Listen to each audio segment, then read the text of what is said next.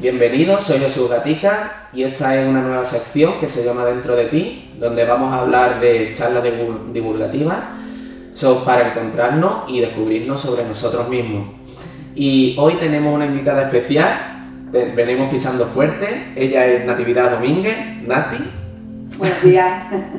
Vale. Ella es maestra de Reiki y profesora de yoga, sobre todo es mi maestra de Reiki, y vamos a tener una charla especial con ella. Porque Nati, tú empezaste en esto a los 17 años, ¿puede ser? Claro, yo tuve la suerte de empezar a trabajar con cerca de 17, recién para cumplir 18, aquí en San Fernando, en la librería de García Bosano. Entonces, bueno, pues los primeros libros, los primeros contactos que tuve con la energía, con lo que era el yoga, es a través de mi trabajo. Entonces, encontrarme primero con el gran libro del yoga fue una maravilla que me abrió una toma de conciencia distinta, daros cuenta la edad que tengo, estamos hablando del año 1980 y aquí en San Fernando no había nada de esto, ni se podía hablar de estas cosas. De hecho, todavía cuesta hablar de estas cosas. Desde luego. Entonces, desde los 17 años en esto. Y eso a mí me resulta muy interesante porque, claro, para mí en ninguna época una chica de 17 años que se tenga ya curiosidad por la espiritualidad me encaja en la cabeza, ¿no? Y menos en una época como... ¿Cuándo te lo sacaste tú? La primera formación de yoga, la grande, que me la hice en la Escuela Sivananda de Madrid, la hice en el año 92. 92. Claro, en una época en la que la espiritualidad no estaba todavía, digamos, no estaba ni atacada, sino ignorada. Y sobre todo eso, que aquí estamos en San Fernando, en una ciudad con un arraigo católico inmenso. Hablar de yoga era como hablar de demonios y de hecho habría que ya empezar a quitar estigma del yoga. El yoga nace en la India, pero las personas que practicamos de Occidente el yoga no somos hinduistas, somos yogis, o sea, usamos una herramienta en donde trabajan tres cuerpos principales que nos hacen felices: mente, espíritu y las emociones. O sea, a través de un trabajo físico, las asanas nos lleva a un crecimiento personal. De hecho, las personas que practican yoga son personas equilibradas, con un alto nivel de concentración y con una capacidad de amor impresionante. O sea, tendríamos que probar el yoga una vez en la vida y seguro que nos quedamos. Claro, entonces, ¿qué te llevó a ti a dedicar una vida entera a las terapias holísticas? Porque mira, lo que es la palabra holística lo tenemos ahora muy claro. Yo no sabía que esto era holístico. Nosotros volvemos a través lo mismo, la tradición te llevaba siempre a las iglesias, a hacer el bien, a las obras de caridad. Entonces siempre he estado muy conectado con el servicio al otro, siempre. Entonces fue una forma de buscar un camino propio, como mujer, como individuo, y a mí el yoga me ofreció esa posibilidad de dar de otra manera herramientas, porque claro, dar caridad no deja de ser caridad, pero cuando tú ayudas a la otra persona a tener herramientas emocionales para valerse en el día a día, para mí era mucho más importante. Así que intenté formarme. Soy una persona que si no toco no veo, no me dejo, no soy fácil de convencer, y lo que quise buscar es cómo se motiva a un grupo de personas, cómo es un trabajo de una maestra de yoga y una maestra mujer.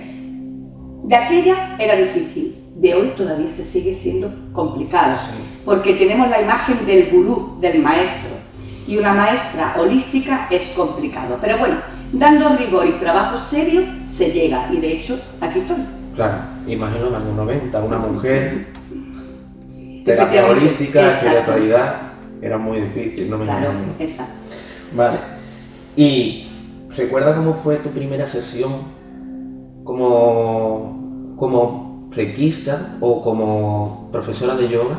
Mira, yo me formé sin ninguna intención de trabajar de esto, o sea, me podría dedicar, de hecho me dedicaba, yo tenía un grupo de mujeres, porque soy mujer, y los círculos de mujeres es lo que más trabajo.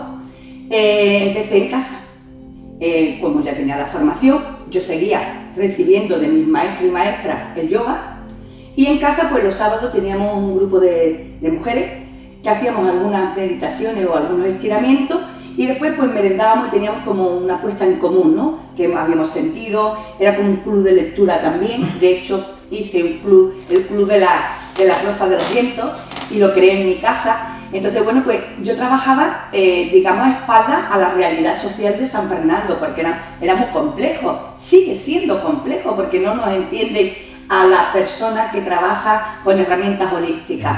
Parece que como no está arreglado académicamente de ninguna universidad, que estamos fuera de la ley. No estamos fuera de la ley, estamos en la ley natural, ¿vale? Además ayudamos desde el corazón. Entonces, bueno, pues empecé ahí y la vida después pues te da el golpe y te dice o saltas o saltas.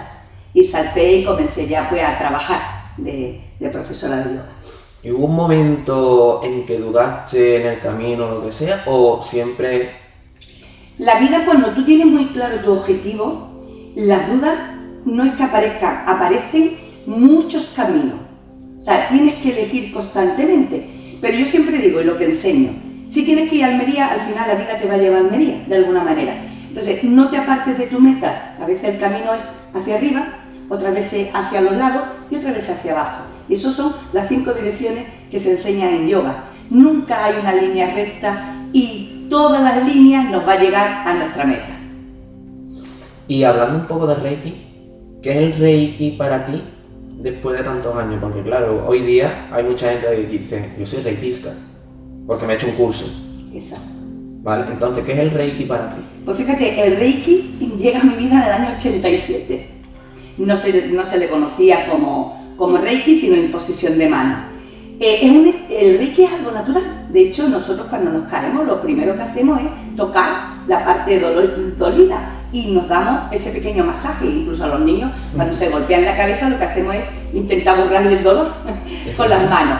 Entonces, en la palma de las manos tenemos puntos de acupuntura, tú que eres acupuntor lo sabes, en donde se canaliza una energía que ayuda a la otra persona. Nosotros no sustituimos al médico, respetamos el noble oficio del médico, y eso hay que quedar muy claro, ¿vale? Ni somos brujos, ni somos magos, ni somos curanderos, ¿vale? En todo caso podríamos ser naturópatas, porque es parte de la medicina natural, pero no somos otra cosa más, y ni se ve nada, hay que quitar muchos estigmas. Mira, todos los lunes cuando terminamos la meditación a las 8 de la tarde, esta puerta se abre para dar Reiki altruistamente. Aquellas personas que tengan una patología de dolor crónico, aquellas personas que están ahora pasando un proceso oncológico, el Reiki es muy generoso y muy amable, porque coadyuva al tratamiento que tenga. Es más, te da paz. Y en momentos de conflicto lo que necesitamos es paz. Así que yo os invito que cada lunes vengáis aquí, os dais una sesión y comprobéis que es como un masaje energético que hace pues como los móviles, si no lo cargo no tengo energía. Exactamente. Y todo el mundo puede dar Reiki. Y otra pregunta que te voy a hacer continua, ¿todo el mundo puede ser maestro de Reiki? Mira, son dos cosas diferentes. ¿Todos podemos conducir? Sí, habrá conductores de primera y conductores de segunda. Eso dependerá de ti, de tu capacidad de aceptar los procesos naturales del ser humano, de aprender del otro. El Reiki es una filosofía de vida que te enseña a mirarte en el espejo del otro. Cuando tú aprendes a empatizar con esa persona, tú no sanas a nadie, acompañas los procesos. Entonces, bueno, pues esto es una vida, fíjate. Yo empiezo en el año 87, me he iniciado en el primer nivel no sé cuántas veces, ni con cuántos maestros, hasta no conseguir yo qué estaba haciendo realmente, porque vuelvo a decirlo, si no toco no veo, yo no puedo explicar algo que no entienda, ni te voy a dar nada que yo no comprenda. Entonces, hasta que no llegué hasta el 2010 no he sido maestra, o sea, fíjate lo largo que se hizo el camino hasta no llegar a mí la verdadera herramienta, que es lo que yo enseño aquí.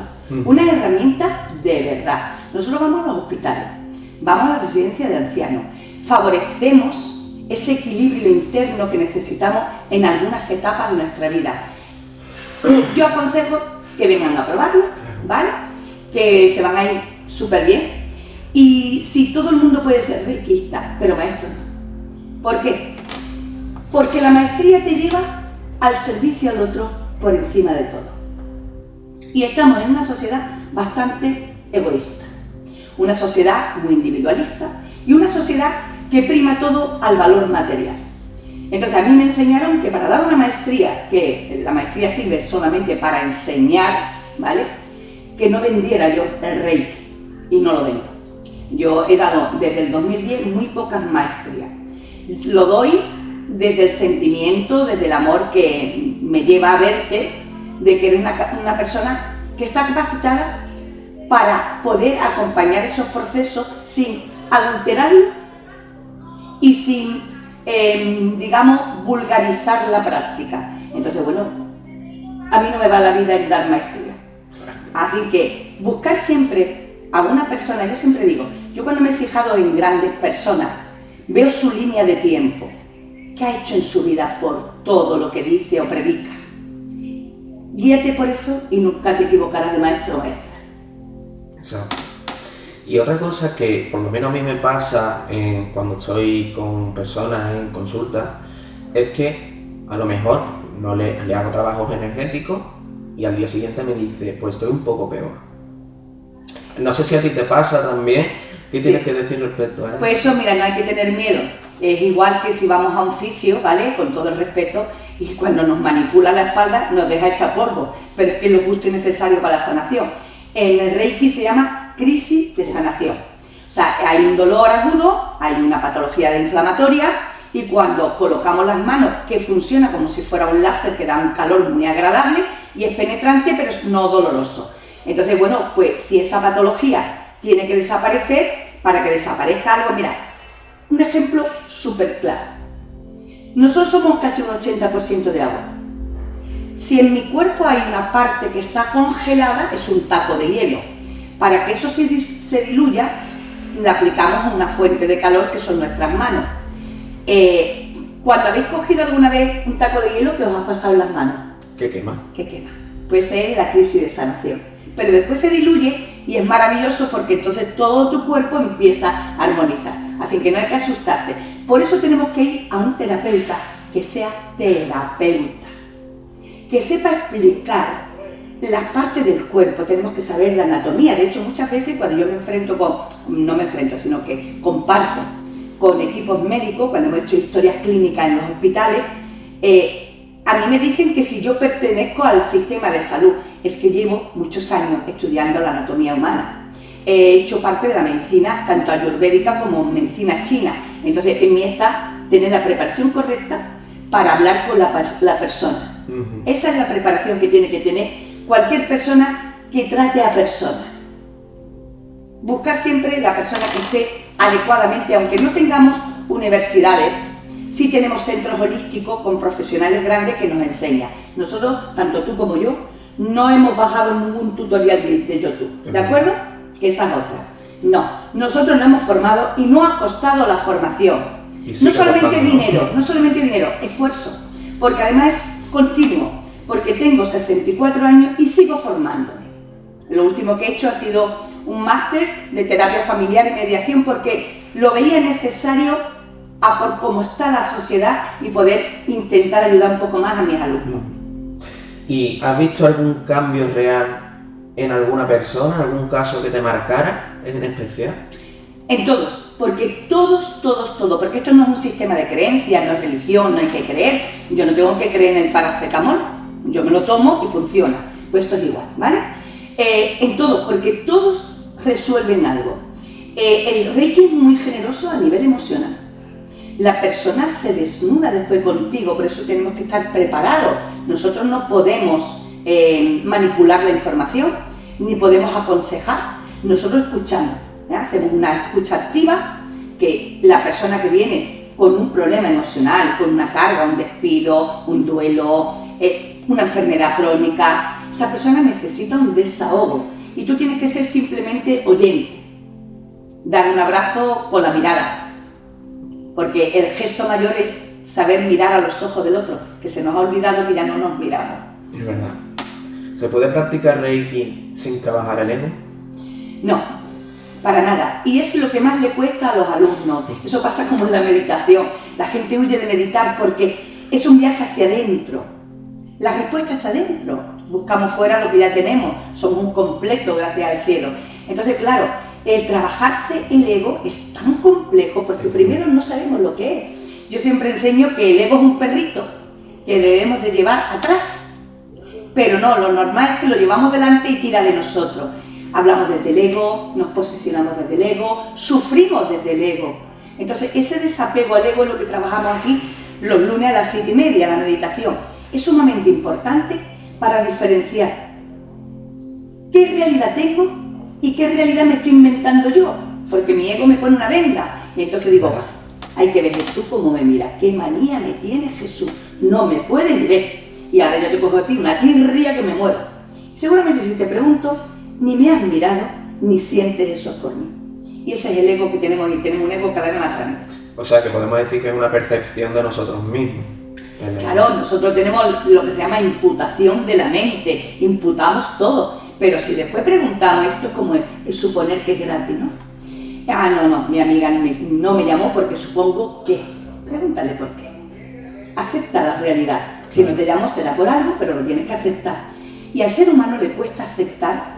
Yo siempre digo una cosa, yo estoy ahora mismo delante de una cámara, pero si estuvieran aquí mis alumnos o los viernes cuando damos la charla, yo soy consciente de que le puedo caer a un 25 de la sala bien, a otro 25 regular y a otro fatal. Pero yo no voy a cambiar, yo voy a seguir siendo la misma. Y eso es madurez. Pues lo que tenemos que es madurar. Bueno, vamos a pasarnos ahora para el yoga, un poco, ¿vale? Porque el yoga, para mí es un tema también interesante porque, claro, nosotros hablamos de yoga y la gente lo primero que se imagina es las posturas, las clases de yoga. Pero el yoga es mucho más que eso. El yoga es... ¿Qué es el yoga más allá de las posturas, de las asanas? A ver, el yoga, como se ha occidentalizado y se ha hecho, pues... Ojo, no voy a criticar, el sol sale para todo el mundo. Hay gente maravillosa que hace un yoga, extraordinario, por supuesto. Pero no se trata de eso. El yoga no es postureo. De hecho, los cuerpos no deberían de estar desnudos. En la práctica antigua del yoga, en la esencia del linaje, los cuerpos están vestidos, porque no se trata de difundir un ego, ¿vale? No se trata de un pase de modelo, se trata de trabajar mente, cuerpo y espíritu a la vez. Y normalmente las asanas se hacen con los ojos cerrados, no hace falta ver ni al compañero ni a la compañera, es un mirar, es un viaje. El sendero del yoga es hacia adentro, no hacia afuera. Entonces, bueno, pues se ha dedicado a hacer un yoga acrobático, que no está mal. Que vuelvo a decir que yo no voy a criticar a ninguna persona que se dedique dignamente a lo que le gusta. Pero si hablamos del linaje del yoga, eso no es yoga. Se están olvidando los kriya, que es la parte espiritual del yoga, que eso no significa que creamos en ninguna religión. El espíritu, la espiritualidad, es inherente al ser humano. Todos somos espirituales y tenemos que conectar con esa esencia, si no creamos vacío de existencia. Y de ahí vienen muchas veces las depresiones y la tristeza. Entonces, el yoga es tan complejo, tan completo. No voy a criticar porque la gente te oferta que en un fin de semana puedas ser tú monitor de yoga. Yo me costó 5 años. 5 años de mi vida preparándome y no he terminado de prepararme. O sea, mirar también, igual que digo, buscar el maestro de Reiki, por favor, al profesional del yoga. Nosotros sabemos colocar y descolocar, ¿no? Armar y desarmar una postura para que la persona no se exija tanto y disfrute de las asanas. Cuando vemos gente que llevan a los extremos maravillosos de su cuerpo una asana, yo creo que para el alumno le creamos una gran dificultad, porque yo no puedo emular a un maestro que haga el yoga 10. En mi clase no existe el 10, tampoco existe el 0, cada uno tiene su nivel, y ese es el verdadero trabajo del yoga, o sea, compartir e integrar que toda la clase se vea en su mejor postura, en la tuya, y después cada día tienes que respetar tu cuerpo, porque hoy yo pues me he levantado con dolor de cabeza, o me he levantado con dolor lumbar, hoy no estoy como ayer. O sea, cada día tenemos que ir evolucionando y respetando nuestros tiempos. Entonces, hay que buscar siempre la persona que te vaya a instruir o la persona que te vaya a darte una sesión de yoga, mirar también, vuelvo a decir, dónde se ha formado, madurez de esa persona, y eso no significa edad, cuidado, que nos sorprende a la gente joven, ¿eh? Así que yo creo que tenemos que siempre que buscar, igual que, imagínate, que yo tuviera que ir a un médico especialista, tendría que mirar qué especialista me viene bien y qué bagaje tiene esa persona. Entonces vamos a buscar si hay personas maravillosas en el mundo del yoga, hay cantidad de profesionales, no nos quedemos. Y después, bueno, pues ahora tenemos el intrusismo de las redes, ¿no?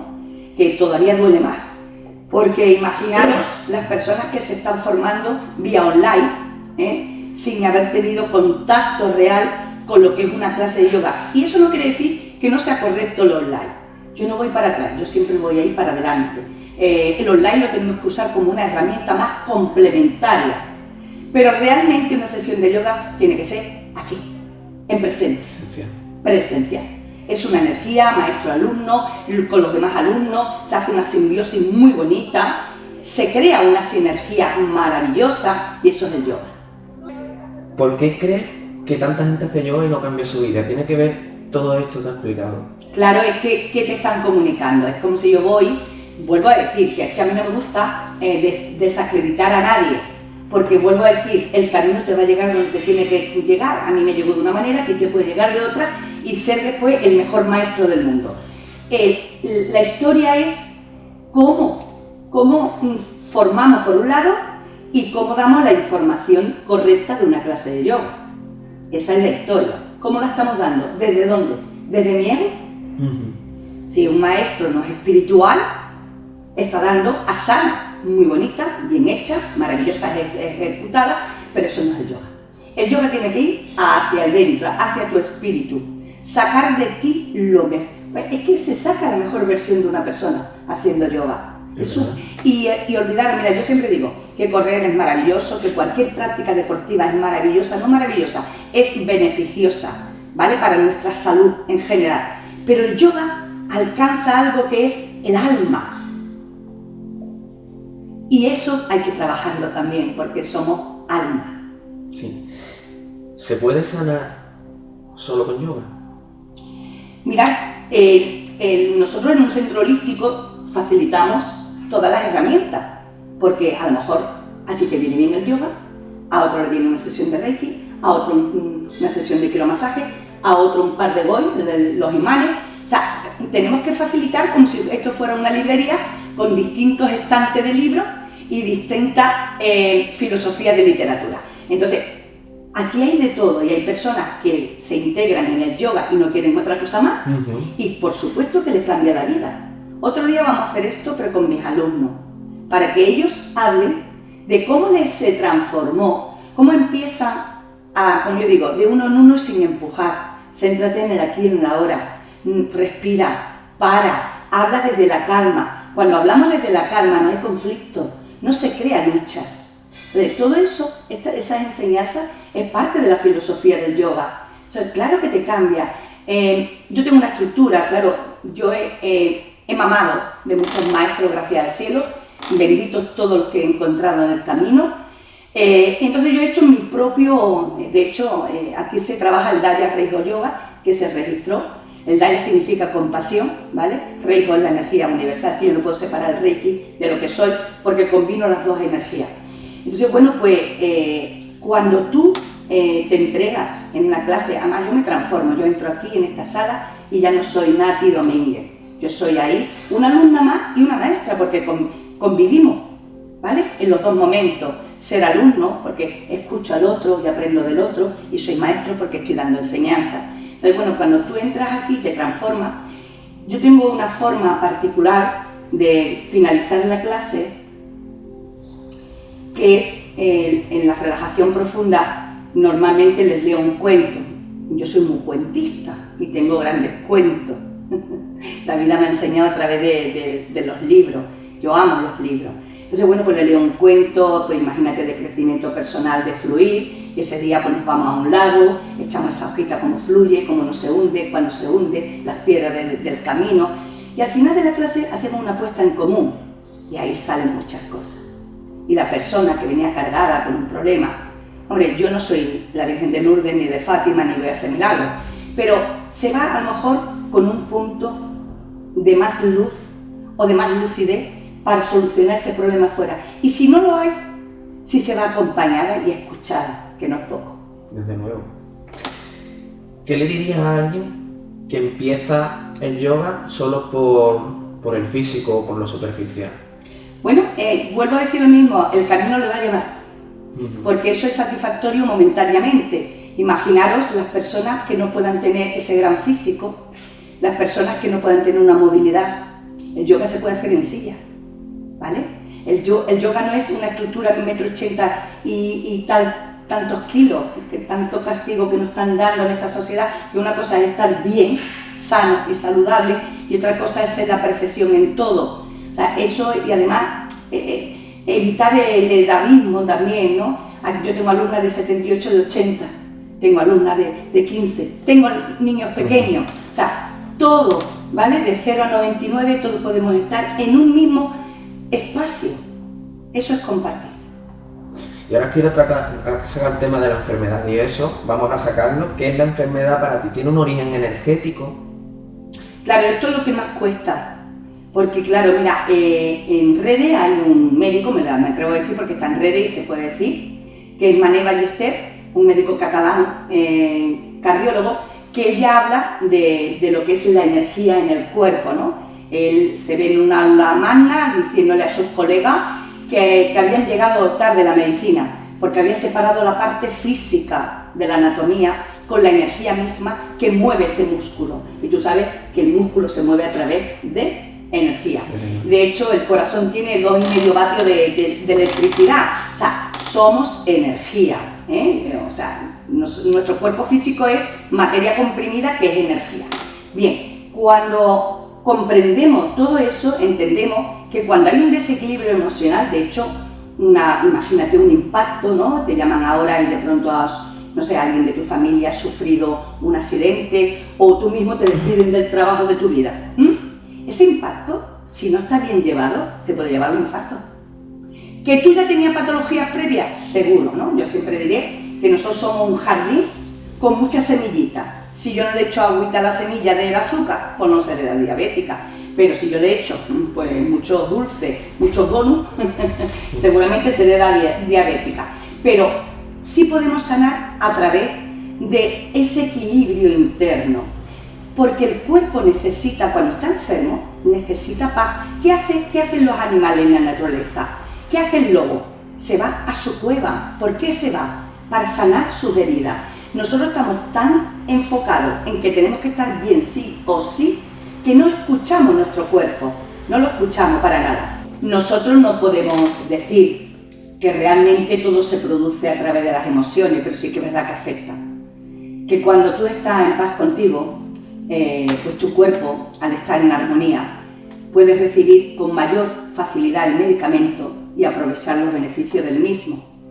Fijaros cuántas veces un efecto placebo es capaz de curar, o cuántas veces nosotros mismos autosaboteamos el medicamento diciendo yo me lo tomo pero no sirve para nada. Pues nada, tíralo a la basura porque no te va a servir. Entonces, no tenemos esa educación porque se le ha dado solamente la importancia a la materia, a los órganos y cómo funciona.